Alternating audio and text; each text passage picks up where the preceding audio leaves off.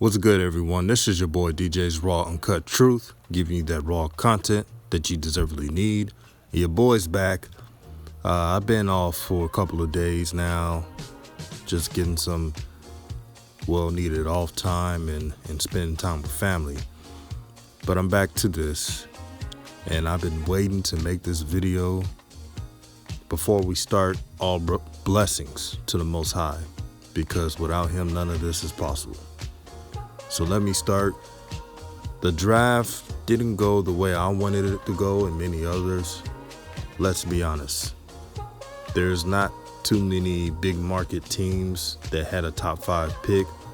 I don't know what Adam Silver was thinking. I don't know if he got beef with some of these organizations, but it was very disappointing.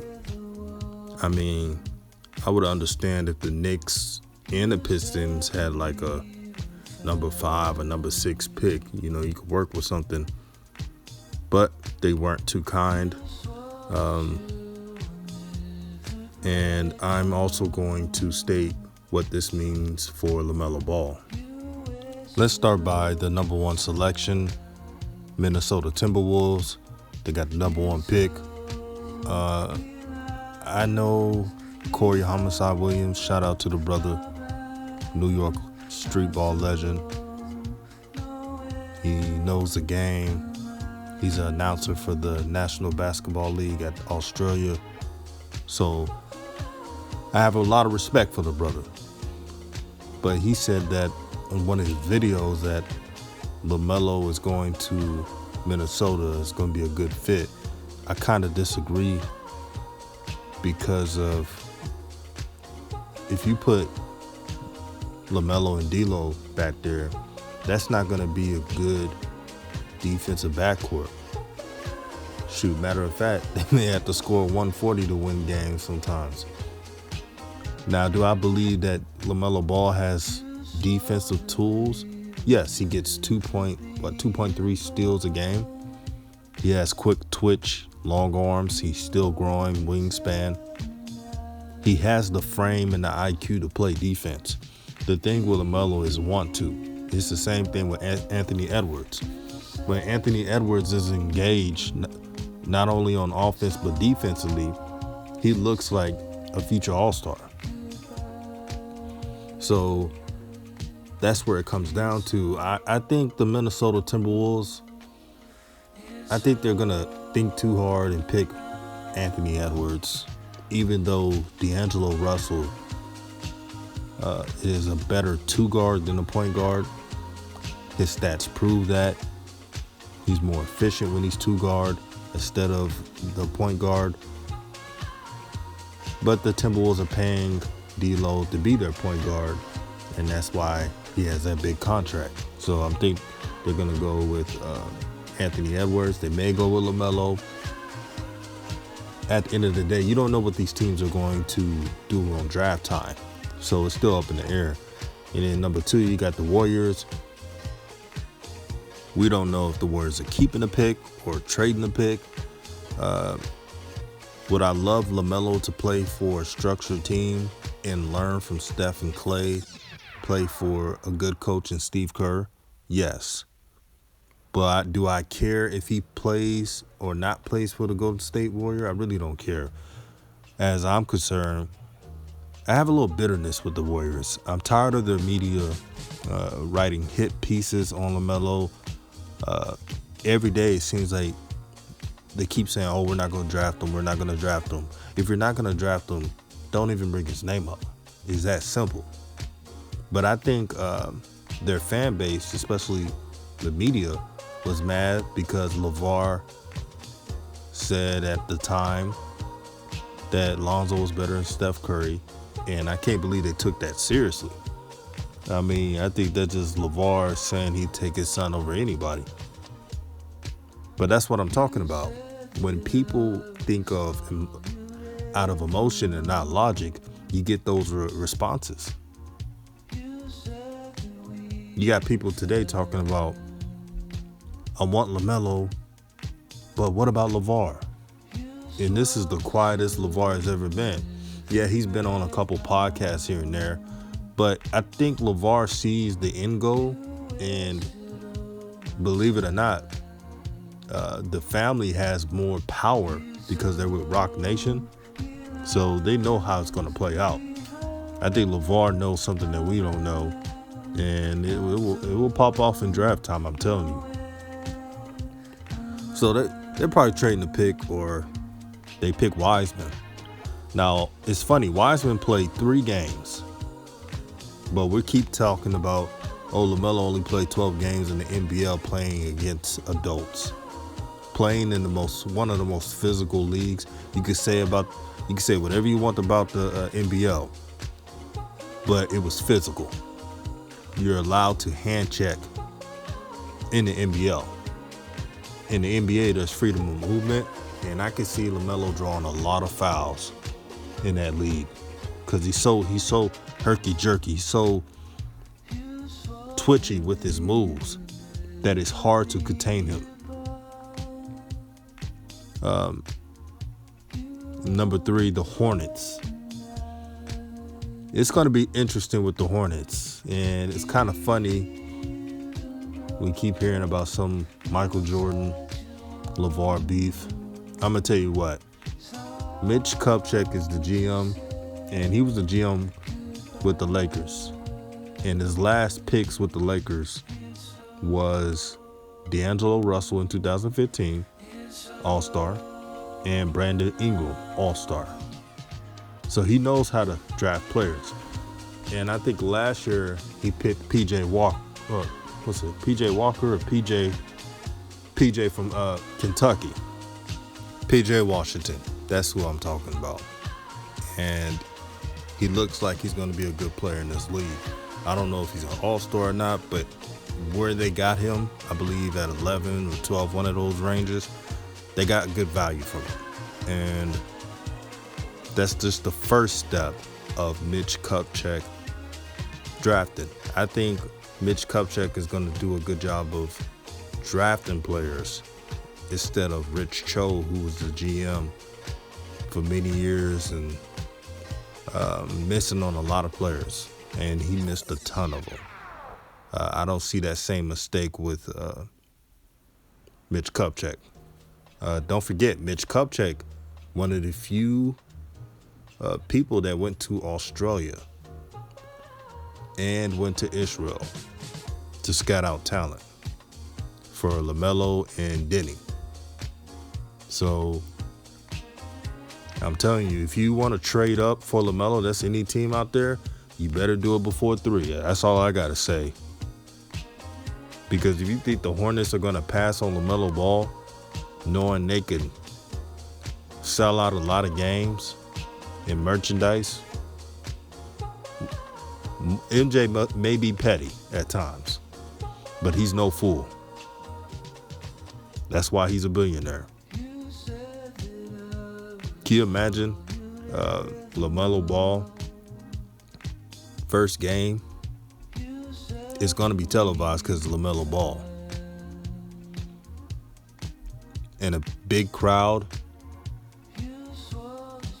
I know we make fun of Charlotte and ain't got a big market, but their team is not that bad. They just don't have that one player.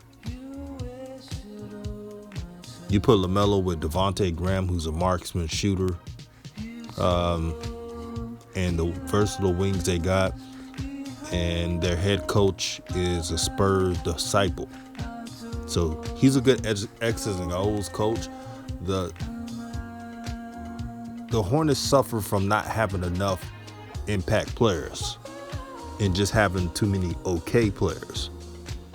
So they can't afford to trade a pick or get players who are safe picks. You gotta swing for the fences at times, and that's what the Hornets never do.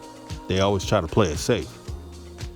So if you're the Knicks, Pistons, you better make a move. As for the Pistons, they don't really have to make a move.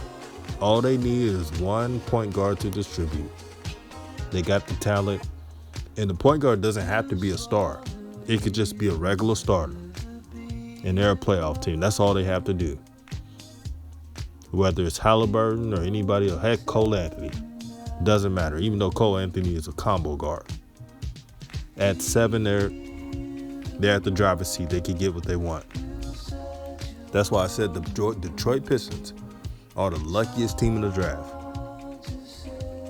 They got enough. There's enough point guards they can get that can fit their system. Would I love LaMelo to play for the team? Exactly. I would love that. But just knowing you just need a regular point guard to make the playoffs, that's a win in itself. As for the Knicks, I know a lot of people are laughing at them and saying that the Knicks are cursed.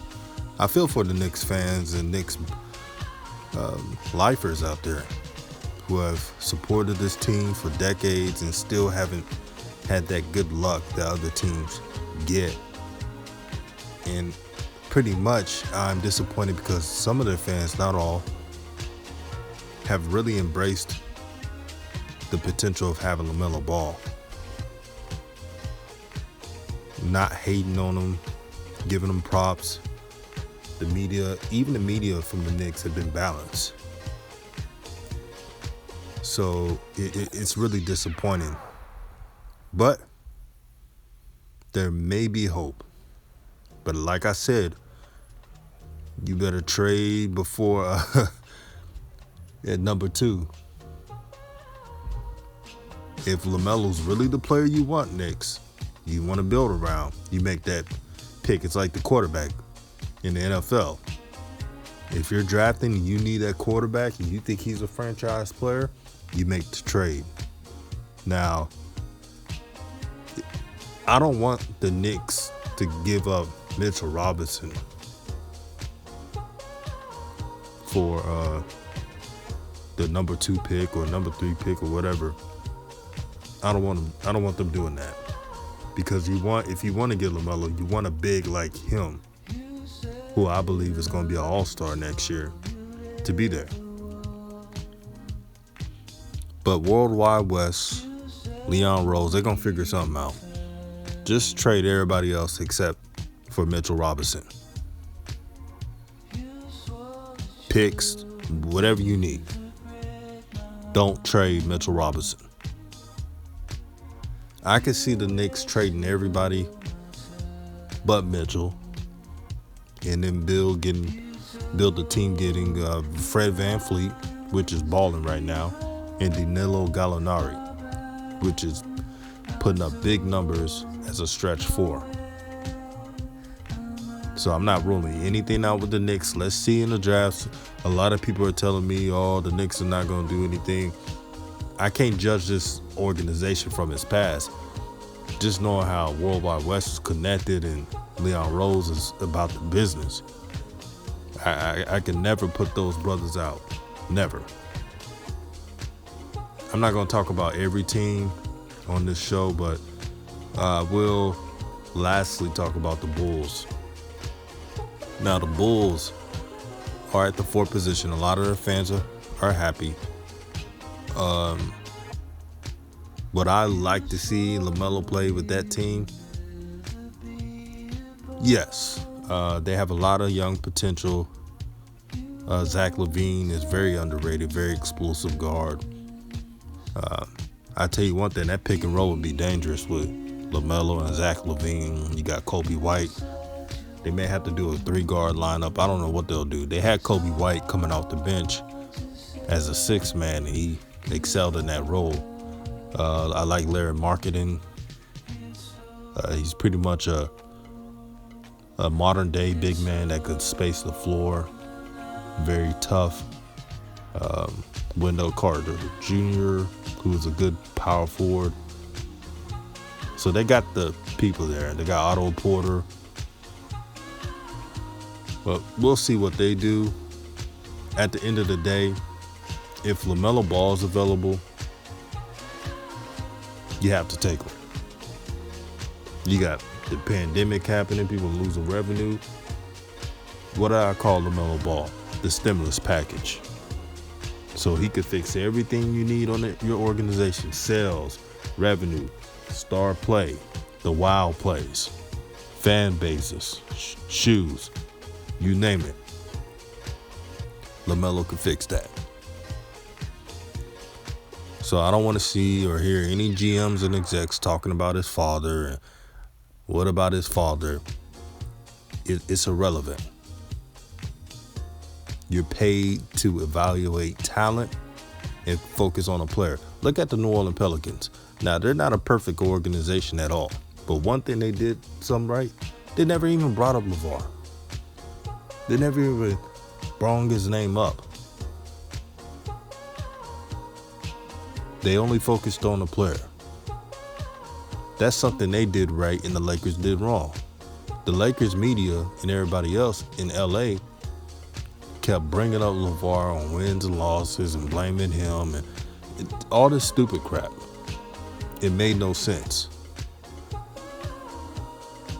So all they should talk about and worry about is LaMelo, his team, Rock Nation, Jermaine Jackson. That's it.